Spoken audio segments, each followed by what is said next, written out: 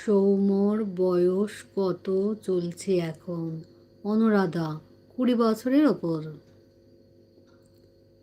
দিদি: আমি কিন্তু আমার পিউষণাকে খুব বিশ্বাস করি গো দিদি। পিউষণা আমাকে যা বলে আমি সেটাই বিশ্বাস করি দিদি। হ্যাঁ, বিশ্বাসটা হচ্ছে সব থেকে মোস্ট ইম্পর্টেন্ট।